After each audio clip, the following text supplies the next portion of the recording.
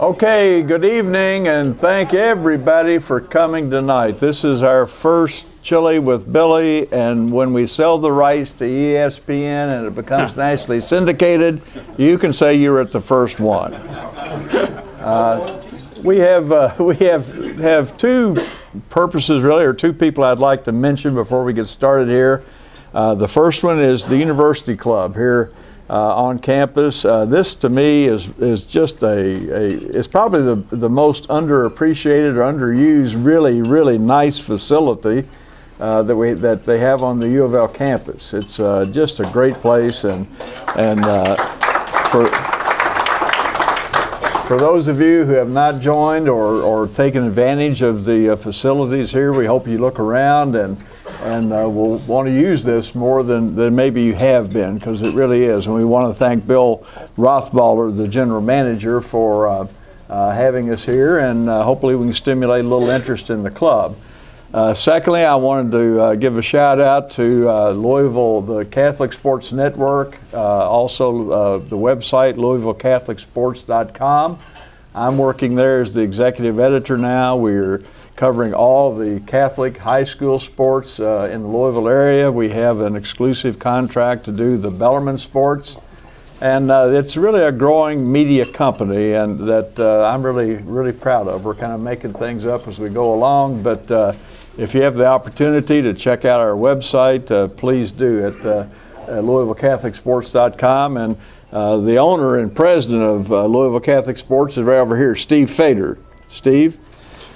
And we're taping this tonight. We're not really sure yet what we're going to do with it, but we just wanted to, because I'm sure there's going to be a lot of profound comments made tonight. The reason, when Bill and I got together and talked about this, the thing that struck me was I had just watched the press conference with Charlie Strong, where he was getting peppered with questions about the Tennessee job. And at some point in the press conference, I think Rick Bozich just flat told him, you coaches don't have any credibility. And Charlie, in his own way, had been basically telling the media the same thing. And we certainly do live in a new media age with so many more outlets. It's almost like everybody that owns a cell phone or a laptop now thinks they're a part of the media. So it just struck me that maybe if we could get some people from the media and people from the sports world, administrators, coaches together on a regular basis, that we can have some productive conversations and maybe even promote a little appreciation for how difficult both sides of it are to do the jobs that people do. So tonight, and also this gives me an opportunity to welcome to Louisville a longtime friend of mine. I first met Tim when he was writing for the Cincinnati Enquirer. Yes, sir. And then after 15 or so years there, he went to San Diego, was a columnist for the San Diego Times Union Tribune. Union Tribune. They changed that, didn't they? No.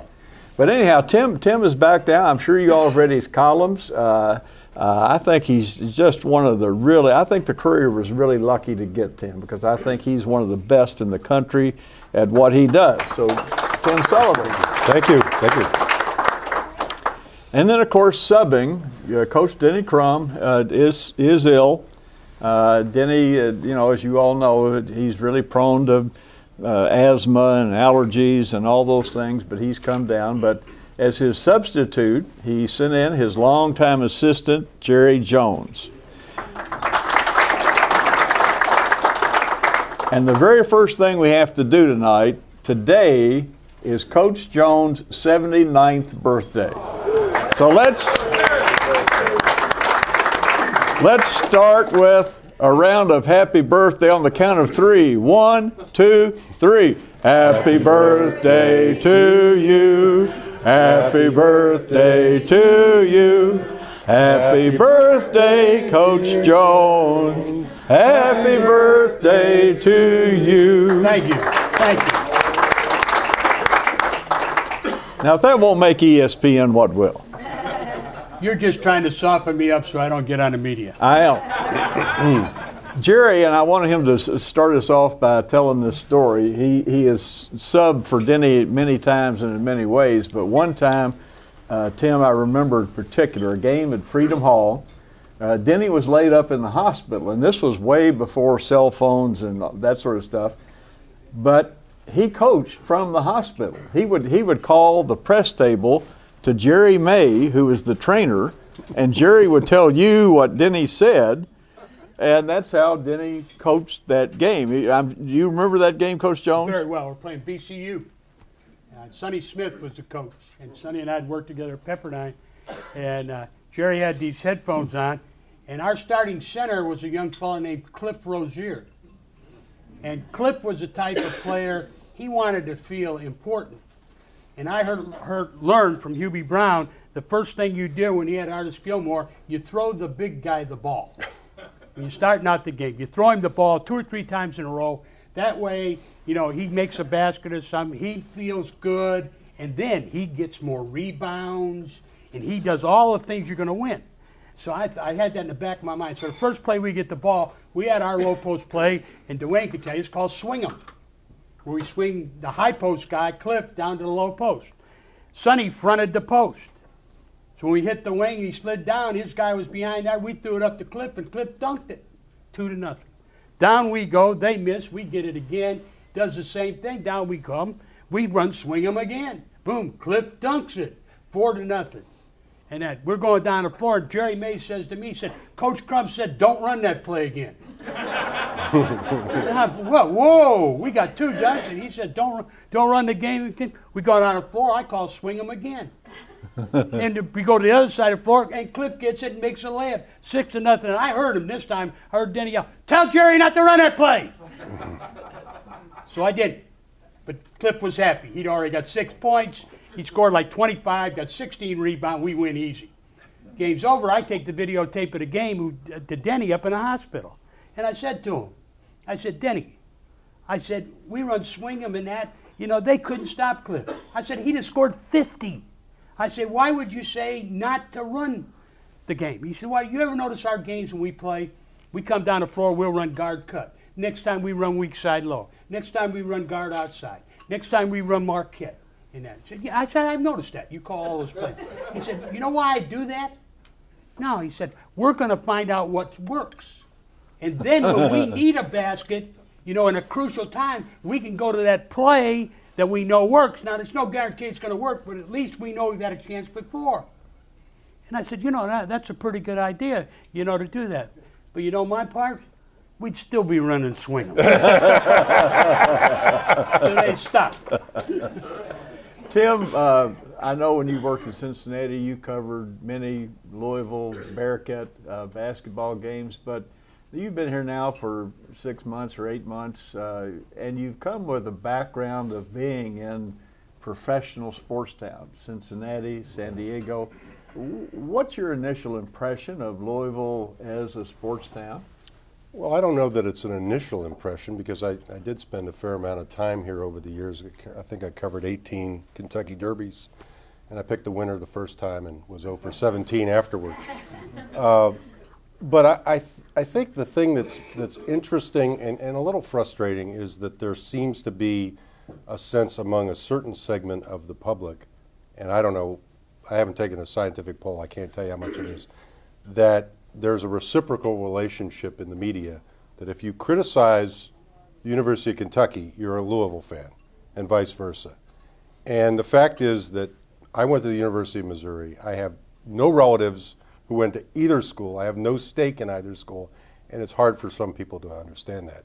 But the passion that people feel for both schools, and for Indiana, I shouldn't leave them out, is just amazing, and it has a much different feel than San Diego State basketball did, or football, or even the University of Cincinnati, as rabid as that fan base is, because it feels much more splintered there. I mean, you've got a lot of Ohio State people in Cincinnati. You've got Kentucky's right across the river. I lived in Kentucky for 20-some years, and as soon as you cross that bridge, you know that Big Blue is much more important to those people than is Cincinnati. Mm-hmm. So it's much more divided. Here I'm guessing it's about 85 to 90%. It's one of the two. and at least that's the reaction I seem to get, and that's been interesting. It's been an adjustment. In a way, I agree with you 100%, and I can tell you for sure that's been that way for quite a while. But to me, there's kind of an unhealthy aspect to that, to where both teams has a fringe part of the fan base, to where it is way too important. And they tend to see everything in context of what the other one is doing. And you hear some of them on the radio shows sometimes. But, I mean, is this by and large a healthy rivalry, or is it just too important to something? Well, you know, when I went to San Diego, I used to tell people that the further west you went, the less obsessed the fans were. And, you know, I was thinking New York and Boston and the Yankees and Red Sox, and that is out of hand and out of control in a lot of ways. And, you know, you get into the Midwest and the Ohio State-Michigan thing, I covered that a lot. My daughter is in the marching band at Ohio State, the Ohio State University, excuse me. Thank you so much. And, you know, that can be a little crazy. And certainly Louisville and UK can be over the edge. I think there might be a little better mental health on the West Coast in that regard, in that people don't obsess as much about their teams. You know, that said, Charger fans, I was in an airport and walking along, and there was a guy with a shaved head, and he had tattooed lightning bolts from the Chargers on each side. And I thought, boy, you know, that's commitment. But you know, I don't think it's overwhelming. In fact, when I went to the UK U of L game at the Yum Center, I thought it was pretty tame, pretty restrained. And, you know, this is a couple weeks after I went to Memphis, and you sit courtside in Memphis, that gets pretty ugly. You know, because the fans are all over the opposing players and the opposing coach. They don't cheer for their team. Yeah. They're just heckling. Yeah. And it's nonstop. It's relentless. And finally, Rick Pitino turns around, and you know, this one heckler had been on him and saying, "You're afraid of the Big East." And he says, "Don't you read the papers? I mean, I've been the guy trying to support the Big East and keep it, you know, afloat." And that's pretty unusual for a coach to actually engage a fan like that. But you know, I was, I think, pleasantly surprised by how civil it was. I don't want to do a lot of back in the day stuff, but I can't help it Please sometimes.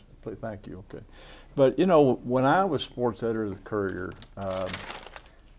Joe Hall was most of that time was head coach of Kentucky.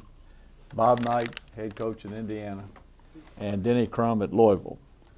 And of those three, Louisville was so much easier to cover.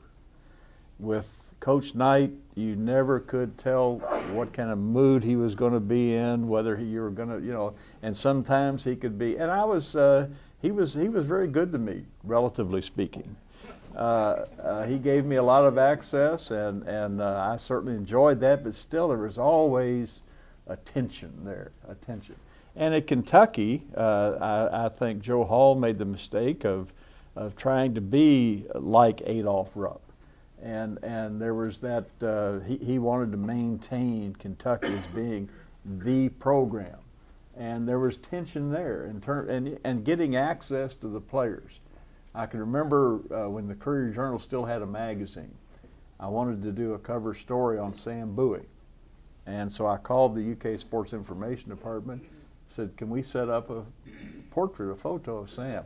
"I don't know, can't do that. You know, Sam's busy. He's going to class." He said, "But I tell you what, if your photographer stands out in the corner at a certain time here, you might be able to get a picture of Sam walking past." So, I mean, this was going to be a cover story for the Courier Sunday magazine. At U of L, and here they are, they're working out of Crawford Gym on the campus over there. But the access to the coaches, the access to the players, if you said, "I want to come to practice," sure, that's fine.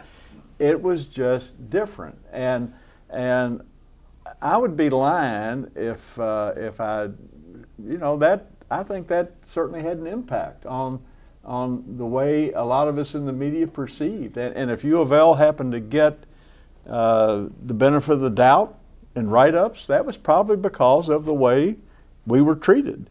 And Coach, and you can talk about this, Jerry. You've seen Coach Crum deal with the media many times, but if Denny had a problem with you, he would call you up and tell you. And you could argue, and most of the times, I don't know anybody that's ever won an argument with Denny. But at least he would listen, and then it was over. And he would go on, and there was no grudges held. He'd get it off his chest, and that was it. But I think during that time, Jerry, when you all were over there, that really was about as positive a situation with the accessibility and all that as a writer could ever hope to have. Well, I think that came from Coach Crum. Coach Crum looked at the media as something of people doing their job. I mean, I used to get bent out of shape at some of the articles that some of the local people would write in that. And Coach Crum would always say, he'd come in. That damn Dick Finland, he was. Yeah, right. Yeah, right. He was a bad guy. But I would, because of the fact, you know, and Denny would say, now look, they got a job to do and they're doing it. And one of his pet expressions, when I'd get excited at the players, he used to come over and whisper in my ear if I was really getting on Dwayne or something was happening, that he whispered and said, just remember, Dwayne's doing the best he can do. And that's the way he kind of felt about the newspaper guys. If I had a gripe, to me personally, and maybe you guys could talk to this, is that I would see articles that would come out, say, criticize, let's say that an article came out and criticized Coach Crum or something in the way he was running a program or something like that. And they talked to 19 people, you know, and this was wrong and that was wrong, blah, blah, blah, blah. But then the guy writes an article. But he never talks to Coach Crum.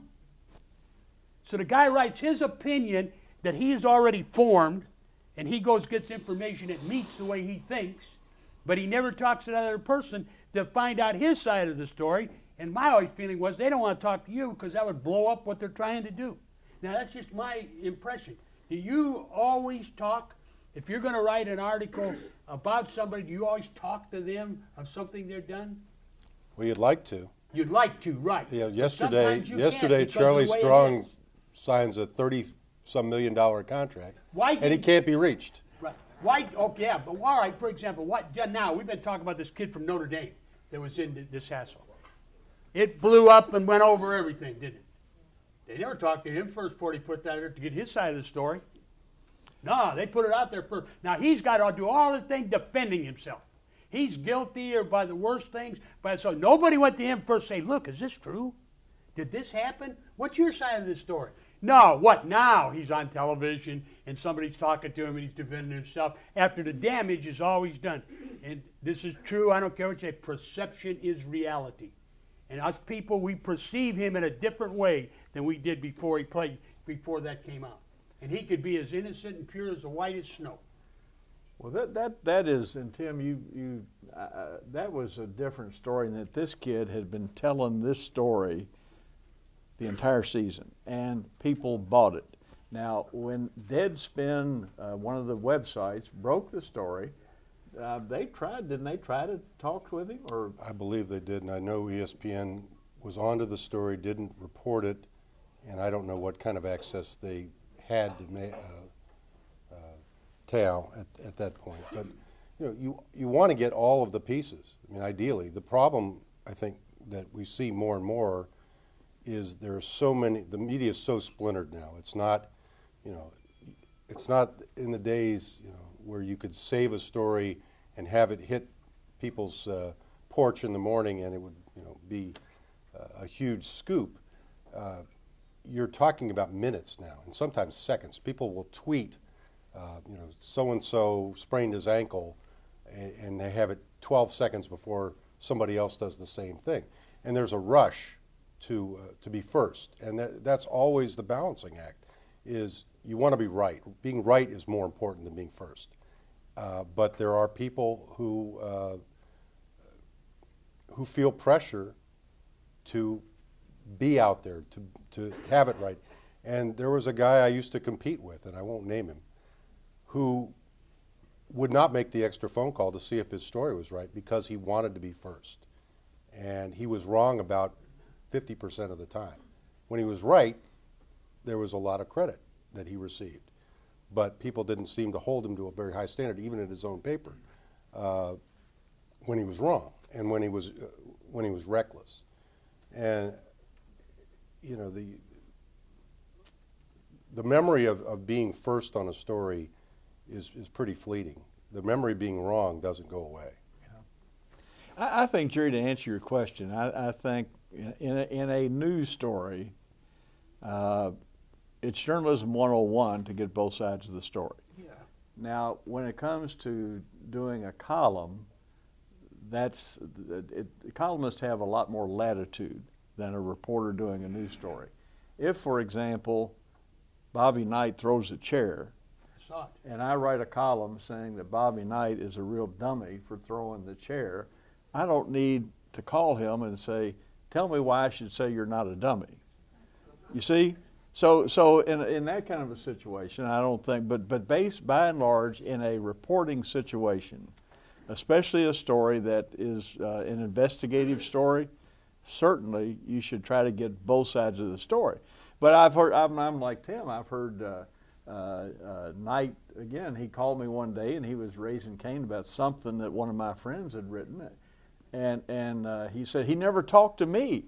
And I said, well, did he try? Well, yeah, but I was busy. Well, come on. I mean, and so, you know, you have to be available too. And I think that, Jerry, one thing that has changed since you were active is that to me, and Tim, I'd be interested to see what you say about this, to me the coaches now at the U of L level, the UK level, have become more like corporate CEOs almost than coaches. I mean, I think, honest to God, think I could get on the phone and get through to Governor Beshear before I could get through to, you know, one of the top football or basketball coaches. And you have to go through these layers, and they've really cut down their accessibility. Back in the day, again, I mean, and I used to, I was on the Kentucky beat when Coach Rupp was there in the 60s. And you could really stop by the office. He had one secretary. Her name is Louise Gilchrist. She'd be in this office, Coach Rupp in this office. And I'd stop by and say, is Coach Rupp busy? Can I see him? And she would even get over, say, Coach Rupp, Billy Reed's out here. Do you have time to see him? And then I hear this voice say, well, what does that little turd want now? but that, you know, you were able to do that back in the day, and today there's no chance of that. And I think that's unfortunate. It's unfortunate that writers and the people they cover can't have more of a relationship, because I think the better you know somebody, the more intelligently you can write about them. Tim, would you agree with that? Absolutely. I think access has constricted really at almost all levels. And there was a time when I could get Bud Selig on the phone and I couldn't get the manager of the local team. And more recently, November,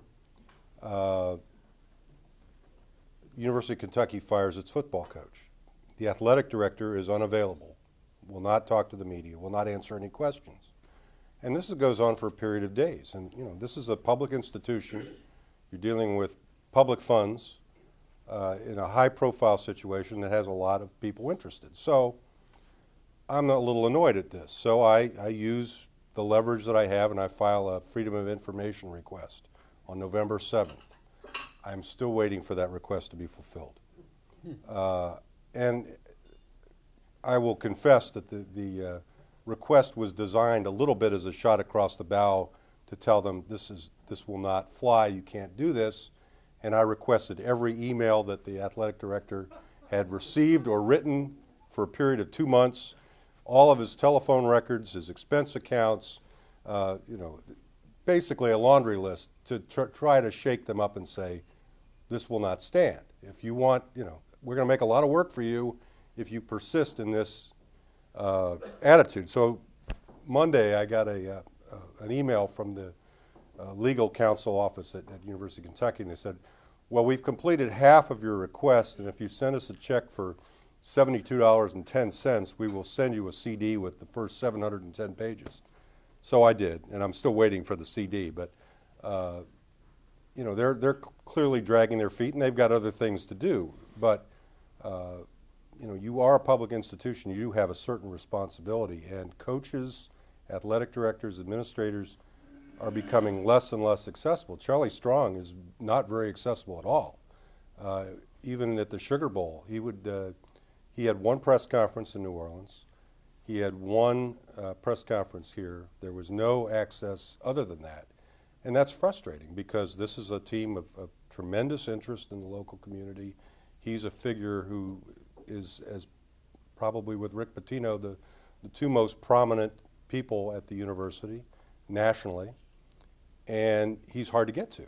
Rick Pitino does press conference after press conference after press conference. He's easily accessible. He's funny. He's insightful. And I like Charlie Strong personally a lot, but he frustrates me. And at the same time, last spring, and Billy and I were talking about this before we came up, he shut down spring practice because the media was paying too much attention to the basketball team that was playing in the Final Four, which was a little bit silly. And I'm fine with him closing the door if he doesn't like the way we act, but I think it's a two-way street. If he's not going to return phone calls, it makes it a little less time efficient to go out there for no access. I think a lot of guys, coaches, almost to me, dealing with the media ought to be one of the easiest parts of the job. Because by and large, most members of the media are not necessarily fans of the team, but they're inclined when a team is doing well, when it's successful. This is exciting for members of the media in a sense, just as it is for people who follow the team. But some coaches just go out of their way to make it difficult. The Super Bowl coming up the other day, for example, and I heard that one of the Harbaugh brothers has already said, we don't want to talk about each other. We're not going to talk about our family, so please let's talk about football. Now, come on. The story of the week, the story of the year, two brothers coaching against each other in the Super Bowl. The odds against that happening have got to be infinitesimal. So why wouldn't you just say, hey, let's have a big press conference down there. The two of us will sit there for an hour and we'll swap stories and it's great. And why wouldn't you take that attitude instead of this attitude about we don't want to talk about it? Well, I think as a coach now, I'm going to defend Harbaugh, and I don't know which one of them did, but he's probably putting, in his mind, he's going to think that if they're getting too much attention, that takes it away from the players, and the players are the ones, they think, hey, that coach wouldn't win without us. And that, why is he getting all the attention? The reason he won is because we performed in that, and he wants that attention zeroed in on his players and the job they're doing. They don't want to read about Jim and his brother getting in fights whenever they're 8 and 9 years old and who won them and stuff like that. Them guys, they're making the big bucks. And let's face it, the first one that goes is whenever they don't win, the coach. And so, he's thinking, hey, it's better for my team if we can focus in on football and my team, not what me and my brother did. And then, of course, there's Ray Lewis of the Ravens. They're now rehashing some of the old murder charges against him. I bet he'd love to have Harbaugh doing press conferences. He probably would. Well, I think there's an interesting dynamic where coaches are concerned with their teams. And I've seen many a coach, when his team plays poorly, who decides, I'm going to become the lightning rod. I'm going to say something after the game that is going to take all of this pressure off my players and bring it on me. Sam Wyche, when he coached the Bengals, was a master of this. And that's a legitimate strategy. You have that right to distract us. It's up to us to decide whether the distraction is good enough or reasonable enough. And at the same time, you're right. You don't want to become the story instead of your players who are out there, risking themselves philly and exerting themselves. Good coaches do that. I remember one time, again, we played Kansas, and with Milton, Billy, and the boys, and they had a big long winning streak, and we were going to break it. We had the lead.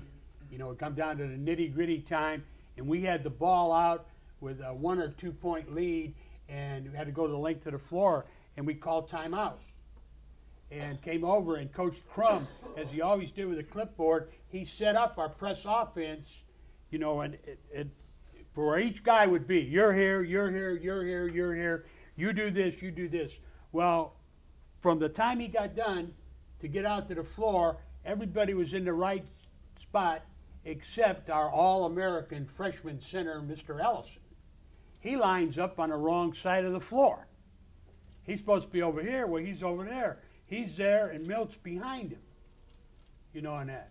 Well, when Milt runs his route, now Purvis is in the way, and Billy has got to throw the ball over his man, but Purvis's man too, to get the ball to Milt. And well, he throwed it away. Now, it would have been easy after that game was over when we got beat for Coach Crum to rip into Purvis and say, we had the right play, he lined up right, and everything, you know, like that. Or rip Billy, it was a bad pass. He didn't do that.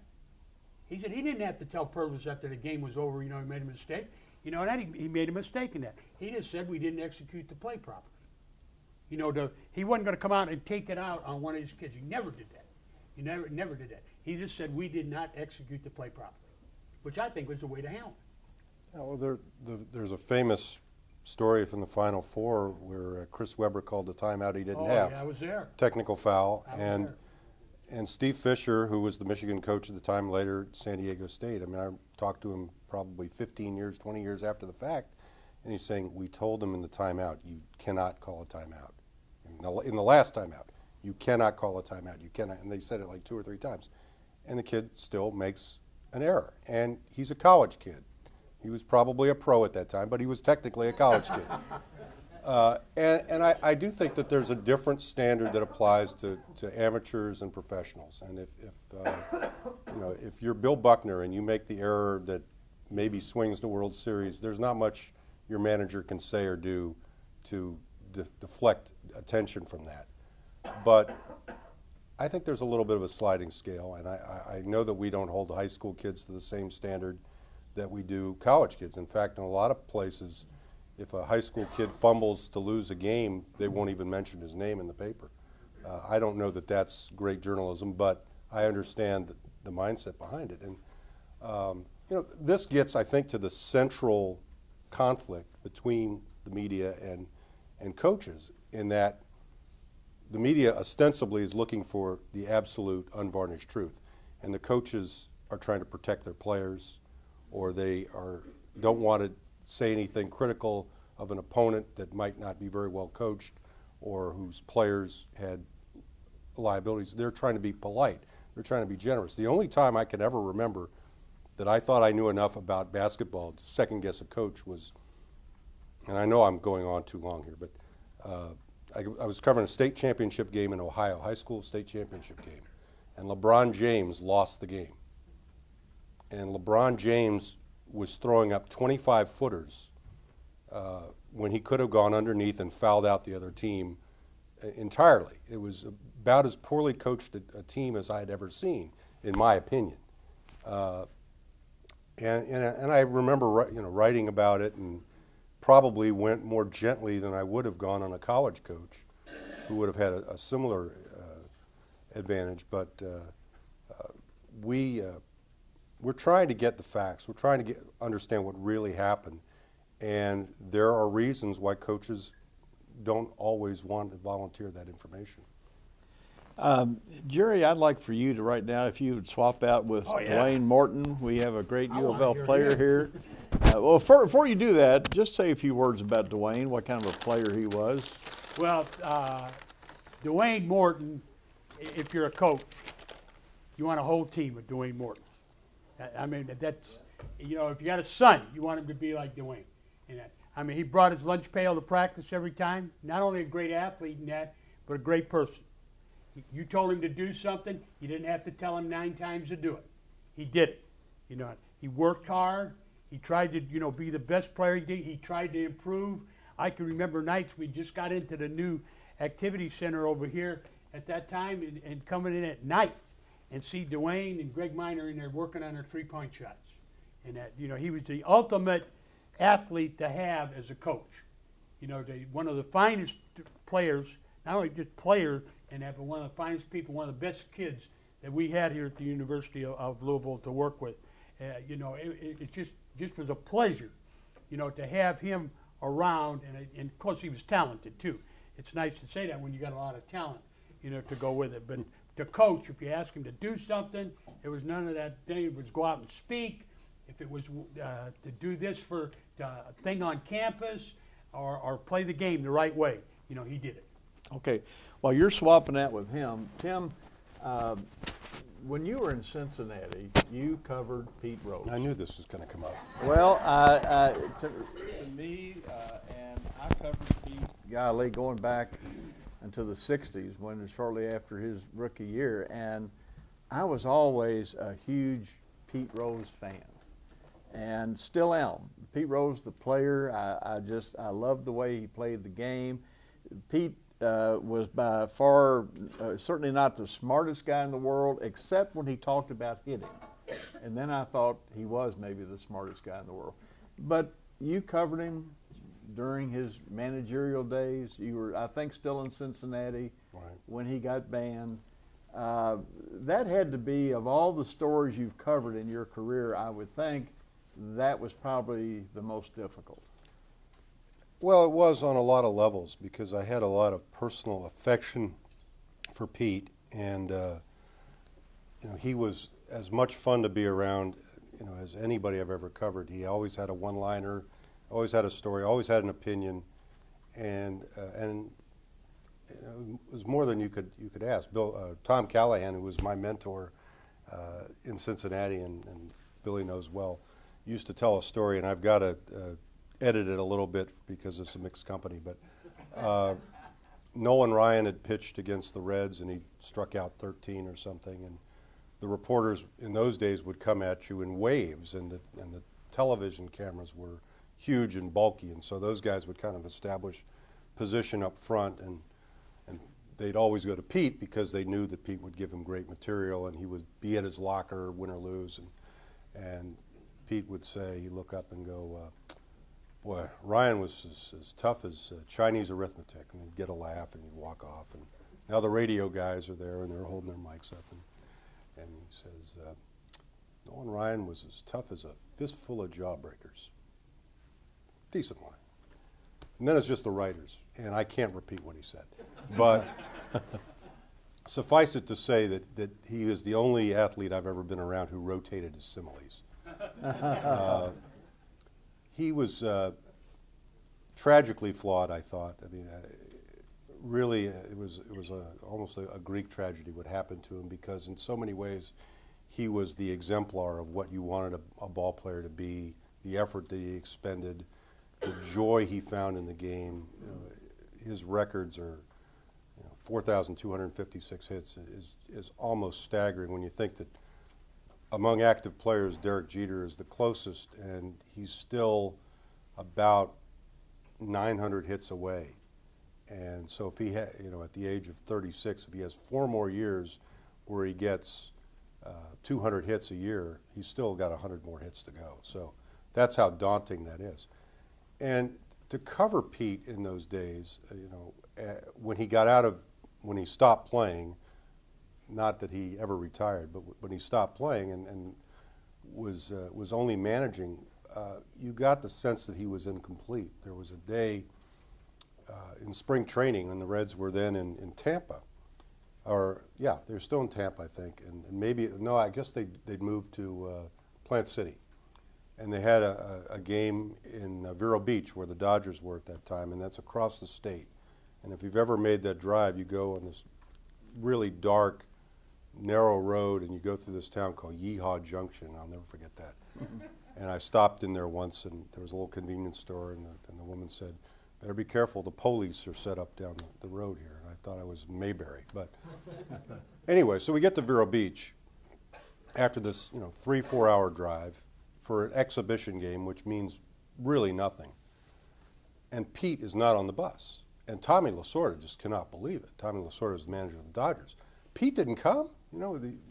In those days, there was always a question about veteran players making long exhibition trips in spring training. And And later, baseball kind of instituted a formal policy or semi-formal policy that you're supposed to have 4 regulars at every road game. So, you know, you draw lots, and Johnny Bench would make one trip, and Joe Morgan would make another one. But very seldom would you get, you know, the A team on a long distance bus trip. But, you know, when Pete didn't make that trip, I remember writing about it and thinking, you know, there's a problem here. There's an issue with, you know, is this job enough for him? And, you know, he would, you know, looking back, there were stories about how he would throw us out of his office. I got to go call my bookie, and we all laughed. Well, he was probably calling his bookie, and you know, ultimately, and I'll try to wrap it up here because I know we've got a more interesting guest than me, but the problem I had with Pete was the problem that Brutus had with Caesar, at least according to Shakespeare. It was not that I loved Pete less, I loved Rome more, or I loved baseball more. I thought the institution was at risk because of what he had done and his gambling and how it eroded the credibility of the game. And so ultimately I was the guy calling for his head in his hometown, and that did not make me a popular figure. How did Pete treat you? Did he turn on you? Did he refuse to speak to you? We had a couple of head-butting incidents, and years later I was in Cooperstown, and I had written, after he had been banned, he had scheduled an autograph signing in Cooperstown on induction weekend. And I wrote, Pete, this is a terrible idea. You do not show up baseball on this occasion. If you ever want to be reinstated, you have to, you know, discreetly go somewhere else. Go to Las Vegas. Go somewhere. Sign autographs in some other city other than Cooperstown, New York, on induction weekend. So the first year, he canceled. But then he kept coming back year after year. And he wasn't going to turn that money down because it was pretty lucrative. You get 50,000 baseball fans in a small town, and you could make a lot of money signing autographs. So my son was probably 6 or 7 at the time, and we're staying at this hotel in Cooperstown. And on Sunday morning, the day after, or Monday morning, I guess it was after the inductions, we were standing on this elevated lobby, looking down or an elevated stairwell, looking down at the lobby, and Pete's sitting in the corner. And I thought that we made eye contact.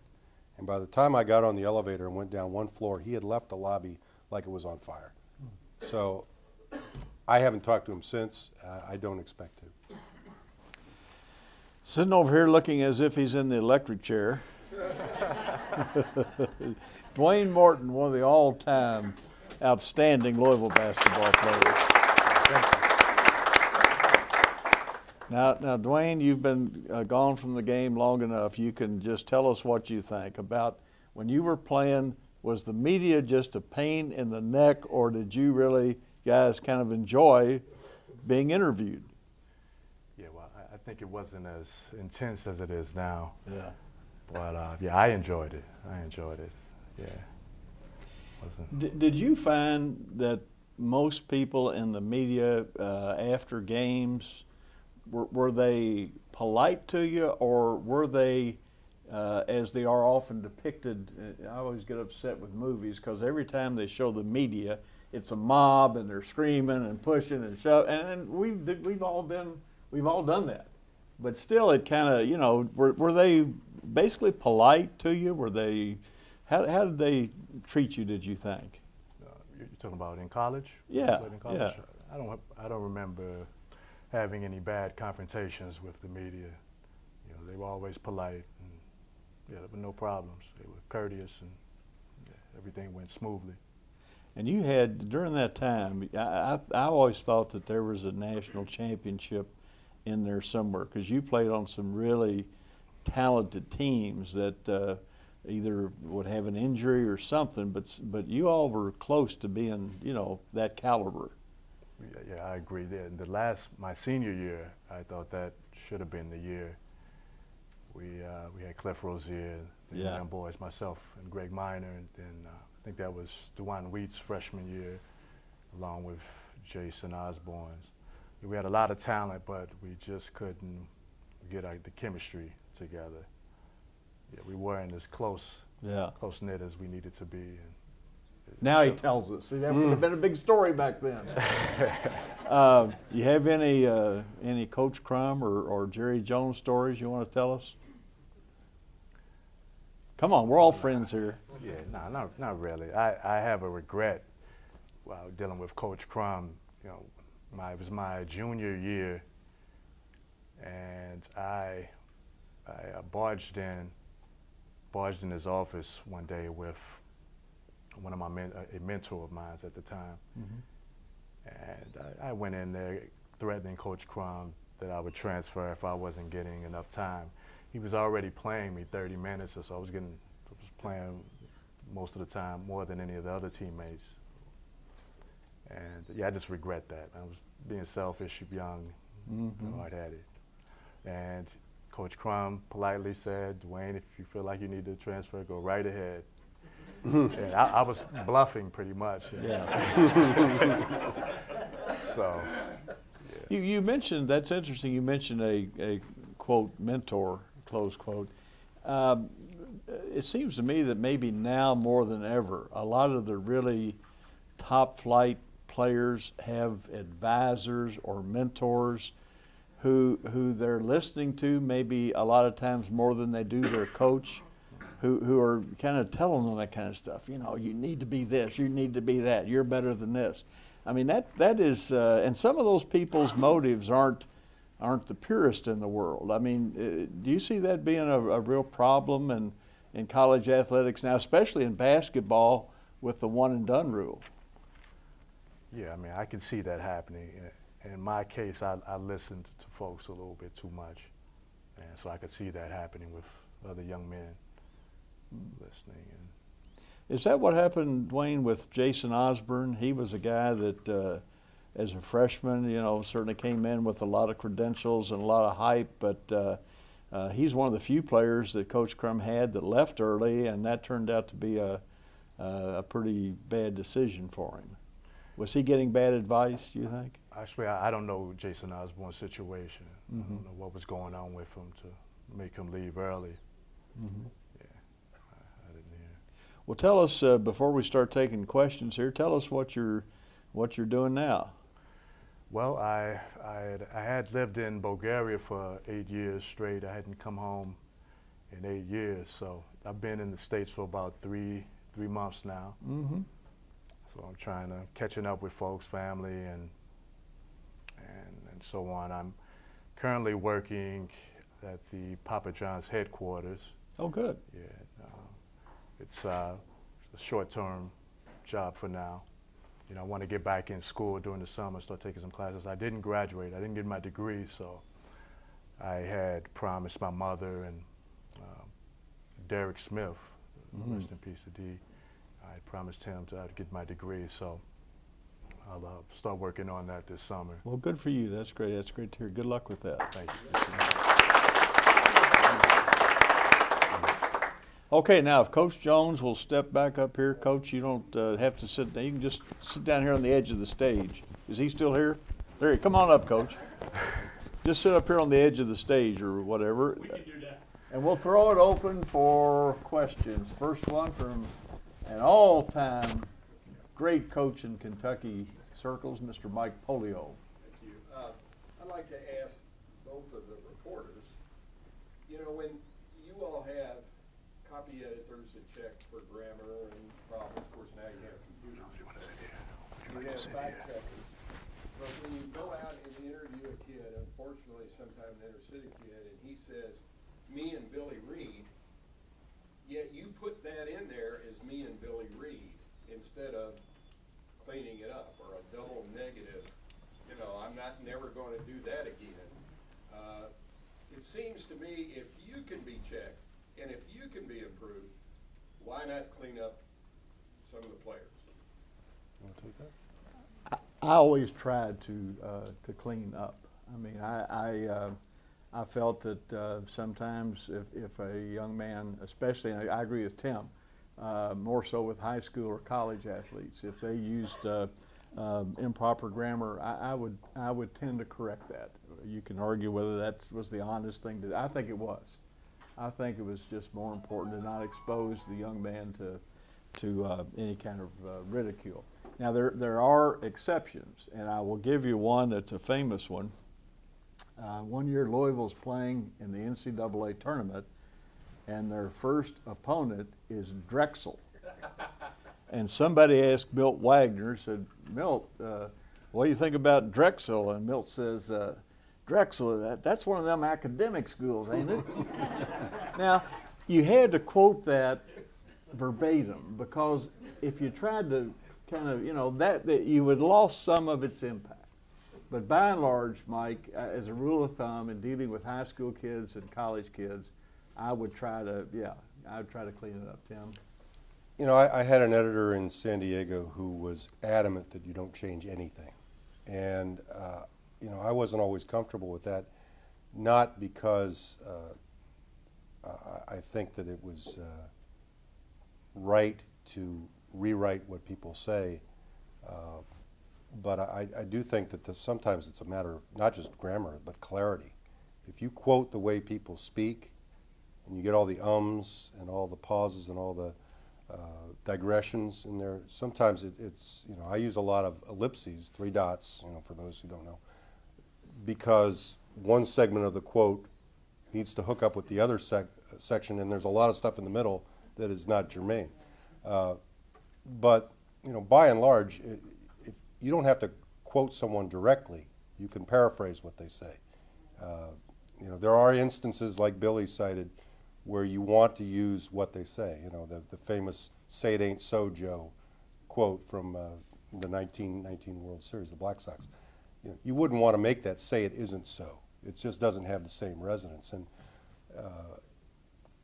you have to, it's a case-by-case basis. I'd never want to embarrass anybody. And I've actually had a coach call me once after an interview and say, "I think I said this. It should be," and he, his grammar was incorrect the first time, but he fixed it. And I said, "I'm fine with that." So, I think different people have different standards. You want to be realistic. There is I don't know how many of you have seen West Side Story. Stephen Sondheim is the lyricist who worked with Leonard Bernstein, and he kicks himself to this day for the song "I Feel Pretty," because he made this Puerto Rican immigrant girl sound like a Noel Coward character. It's alarming how charming I feel. That's just not something that character would say. And I think there's a lot of truth in that, and you want people to be authentic, and you want them to be believed. And if you can't quote them, or if you don't feel comfortable quoting them in that idiom, then paraphrase what they say and don't put it in quote marks. Okay, who else? That was easy. Yes, Bob? Well, if I can ask a question of each of these gentlemen, since it's not too busy.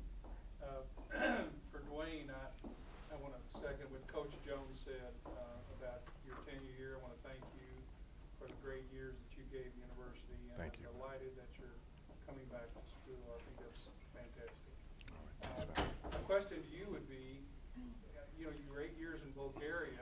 There's got to be a story or two in there somewhere. And if I could, Jim, while I've got your attention, I have family in San Diego, and I'm curious at some point what you might think about the current ownership of the school newspaper and what's going on with that. So, thank you. All right.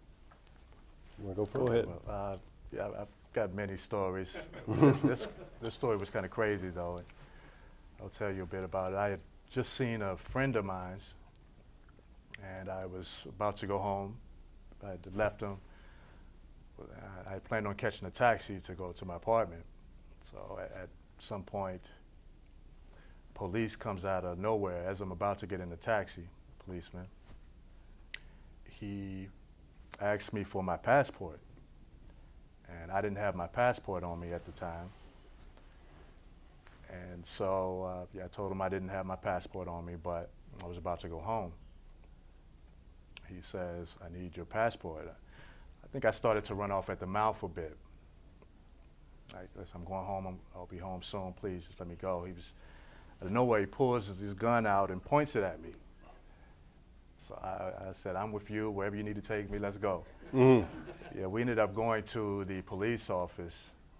I had to stay there for a minute, called my coach up, told him the situation. And yeah, he ended up calling the police station, got me out of there. And the thing that I learned from that was to always have my passport on me at all times. No, I've heard Dwayne up there, that's more talk than he's done up here in 4 years. You know, you made a point in the coaching career, you made a reference to a young man, Jason Osborne. One of the things that I've taken a great deal of pride in my coaching career was that I cared about all of the young men and ladies that I got to work with, you know, in the athletic. And I think as an overall group, I helped them. You know, be better people, trying to push for education, things like that. Jason Osborne, to this day, puzzles me. Because he was one of the young men that I really worked hard with as far as getting on the right track. And when he didn't make it, you know, here he is, you know, all he's got to do is go take a final exam. And he passes and he's eligible. I mean, you know, that's all you got to do. I mean, if you just took it, you know, any grade would have got him passed on the course. He didn't do it. He didn't go take the exam, therefore he was ineligible and you couldn't play. Now I asked myself 100,000 times, why would he do that? You know, was it something the way we were treating him, you know, as coaches or something that was at home? And I know when it's home, his mom was as interested in him as any mom, you know, could have been. Because we were all working with him in it. The only thing I could come up with, when Jason came to the University of Louisville, he probably was just a shade under, and in some people's mind ahead, of Darrell Griffin. He was the next Dr. Duncanstein, you know, as far as where Louisville was going to be. And he had a great career, or a good career at the University of Louisville. Maybe not a good career. And he was a good basketball player, a very good basketball player. But I honestly think, in his mind, he didn't live up to those expectations that had been set out in the community for him. And here was a way out. If I don't, this way I didn't fail in basketball, you know, and that, it was somewhere else, so I didn't have to look at that. Because that's the only logical conclusion I could come up with. You know, why he would do that. Now, what goes into, you know, that you have, that's bothered me to this day, you know, why they do that. And I think Dwayne could tell you, I used to check those classes and get on them and stuff like that and make them do things right, you know, as I could, and telling them that basketballs won't taste good when you're 35 years old, you know, and you have to do it. You know, and I've heard a lot of them get up and say, boy, you were right, Coach, I wish I'd have listened better. But, you know, the same guys say that, they're usually the ones going back trying to finish that degree because they learned it's important, you know, to do those things. And it takes some people longer to get that. Where is Jason Osborne now? He's playing overseas still, isn't he? I saw him a number of years, maybe 5 or 6 years ago. I think, I talked to somebody, he's still playing basketball. He was in Argentina, playing in Argentina right. last I heard. I heard he's still playing basketball. Tim, do you want to make any comments about the ownership? Well, I have to be careful what I say. I left San Diego under less than ideal circumstances, and I have a separation agreement that limits what I'm able to say about that ownership, at least publicly. So if you get me aside, I can probably go into greater detail. But suffice it to say that the ownership that came in about, I guess, a year ago consisted of a local hotel developer and a gentleman who's the father of John Lynch, the football player, played for the Broncos and the Tampa Bay Buccaneers, and his background was in sports radio. And I had written some things fairly critical of him in that capacity, and ultimately there was a decision made that I would not continue. So I have grave concerns about the direction of that paper. I think there's a real credibility issue that I raised prior to my exit that may have contributed to my exit. They have an agenda, and they are pursuing it very aggressively on the front page editorials, and on the editorial page with some things that are that you may not have heard, but they did a ranking of the 5 greatest presidents, and George Bush the younger was 5th, and then they did a listing of the 5 worst presidents, and Obama was number 1. And you don't have to guess at their political persuasion. But it's an interesting experiment. I mean, they're going the Fox radio route, and it may work for them. I have my doubts, and as a journalist, I know that there are a lot of people very uncomfortable with what's going on there. Okay, yeah, one more question, then we. How did Louisville end up on 60 Minutes in the late 80s, the early 90s, and how would you compare that with today, how they're treated, you know, the one-and-done mentality versus how they brought us, or U of L, into that national picture with, you know, supposedly running a basketball mill, I think the way they put it. Are you referring to when the NCAA came in? Yes. No, boy, now that from media. Talk about media, right. okay? Now we're getting to the point. Don't look at us. You talk about the media. There's a perfect example of what you're talking about. We were investigated, found guilty of committing 2 major violations, and one of them, of those violations, was Samaki Walker got a car. And 2 insurance agents, and that got to Samaki's dad, I think it was, anyway, and they ended up buying him a car. I'm not going into any details. We come in, we were held responsible for that. Well, I'm here to tell you, our side of the question is, those 2 gentlemen that the paper made it sound like they were big U of L boosters, if they walked through that door right now, I wouldn't know them. They didn't have tickets. I never seen them. I mean, we never saw those 2 guys. Never talked to them on the telephone. And yet we were held responsible for what they did. You know, I mean, and there's nothing we could say. You are responsible. And they took it and ran with it and made it sound like, you know, we've got wholesale, you know, cheating going on here, when it was something completely outside of the realm of what we could have.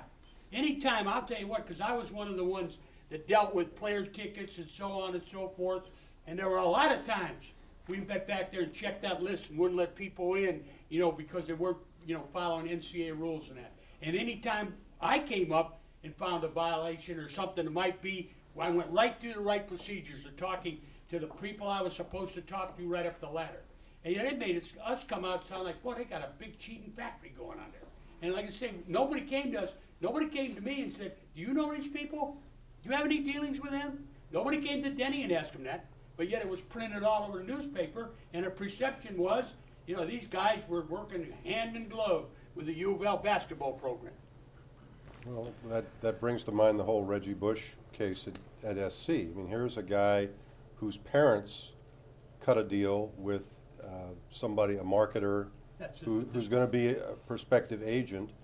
And so far as I know, there's never been any indication that Pete Carroll or anybody in the football office knew about it, but they pay the price. Yeah. The program, and the tragedy is the people who really pay the price are kids who are coming into the school who had nothing to do with it. And I understand the NCAA needs a deterrent, or you're going to have just rampant rule breaking. But it does seem draconian to penalize people who come after the fact. We don't have enough time to solve all the problems of the NCAA. But I really want to thank everyone for being here tonight. I want to thank Tim Sullivan. Please read his columns in the CJ. I want to thank my longtime dear friend, Coach Jones. I want to thank Dwayne Morton, and good luck with getting that degree. We're we'll all be applauding for you, and good luck. That's a great thing you're doing. And want to thank Bill Rothballer here with the University Club. Please use the club, join the club, and Steve Fader with the Catholic Sports Network, and Paul Nazier and his crew for being here tonight. Our next meeting will be February the 21st on a Thursday. I have a tentative commitment from Frank Minifield, the former U of L defensive back, Cleveland Browns dog pound, and now the chairman of the board here at the University of Louisville, along with a media person to be named later. So thank you all so much for being here. If you had fun, please come back and see us. Good night. Thank you.